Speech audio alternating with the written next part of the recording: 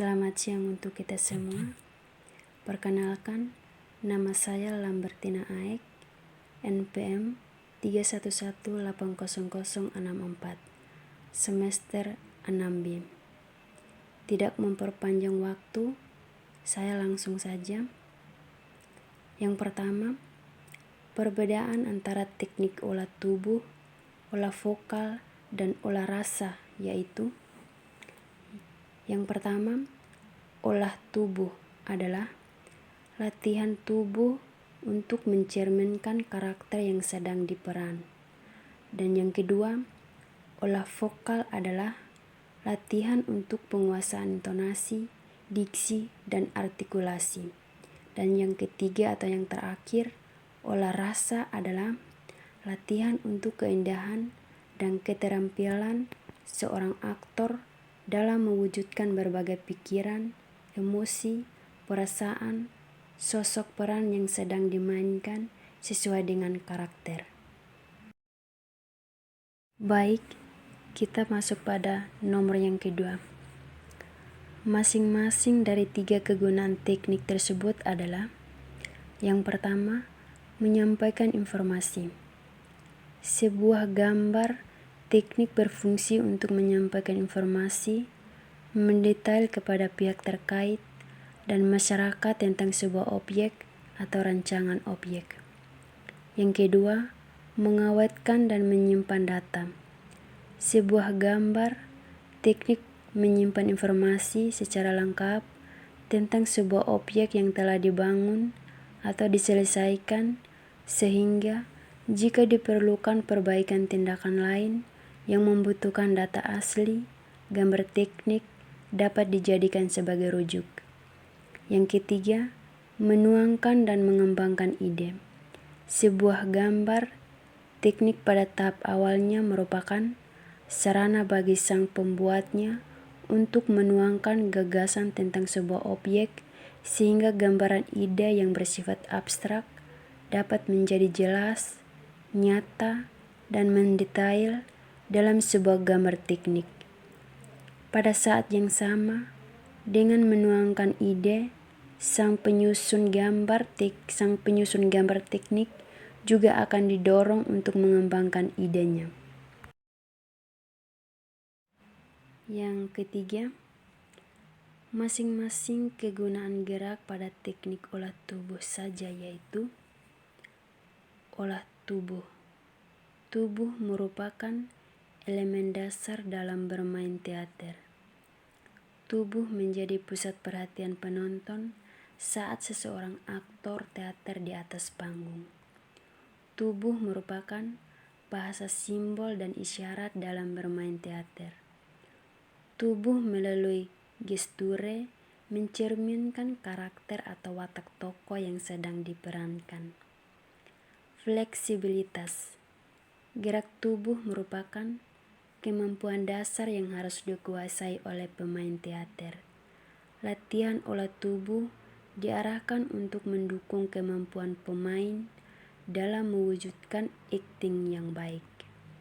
Pada latihan olah tubuh, hal utama yang harus dilakukan adalah melakukan dalam kondisi bugar, segar, dan menyenangkan. Buat semua latihan seperti permainan yang dilakukan dengan gembira, mulai dengan meregangkan seluruh persendian dan otot tubuh, mulai dari bagian kepala sampai bagian kaki. Yang keempat atau yang terakhir, pentingnya latihan teknik pemeranan ini sebelum melakukan pertunjukan drama adalah: yang pertama, olah suara.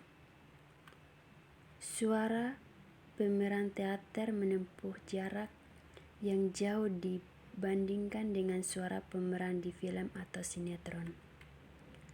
Karena suara pemeran teater tidak hanya dituntut terdengar oleh lawan main saja, tetapi juga harus terdengar oleh seluruh penonton.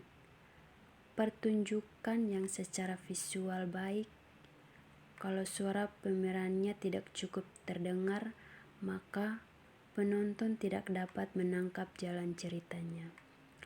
Pertunjukan secara visual buruk, kalau ucapan pemerannya cukup terdengar oleh penonton, maka penonton masih bisa menikmati jalan cerita dari pertunjukan tersebut. Ini menunjukkan bahwa suara mempunyai peran yang cukup penting.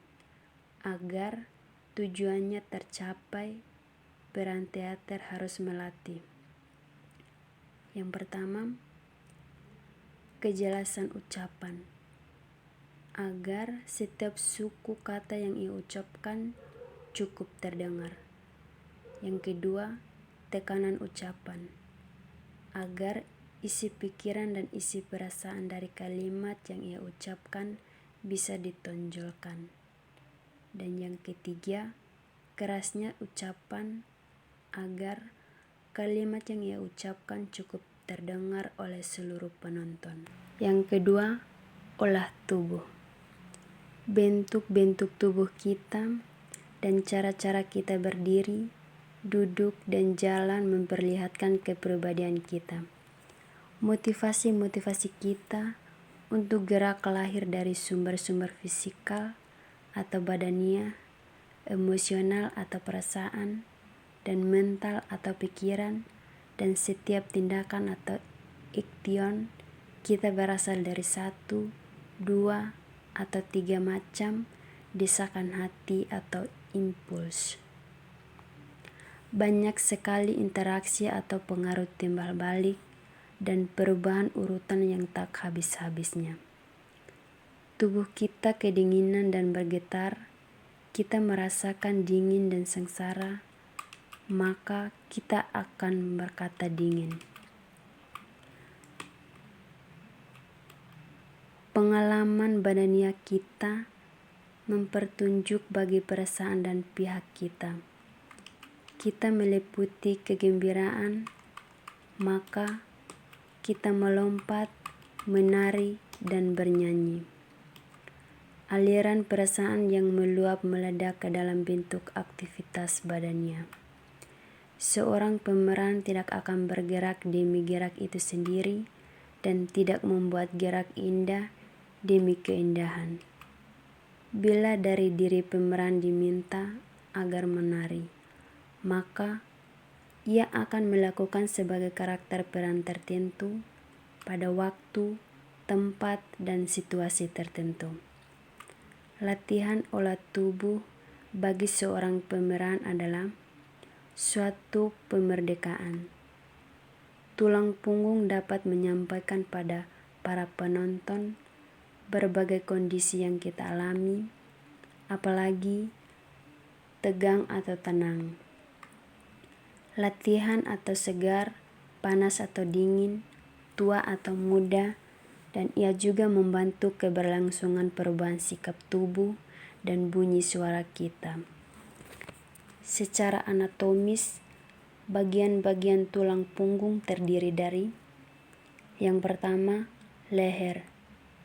Yang kedua, bagian bahu dan dada tulang punggung. Yang ketiga, tulang punggung bagian tengah. Yang keempat, bagian akar dasar ekor tulang punggung. Sekian dan terima kasih.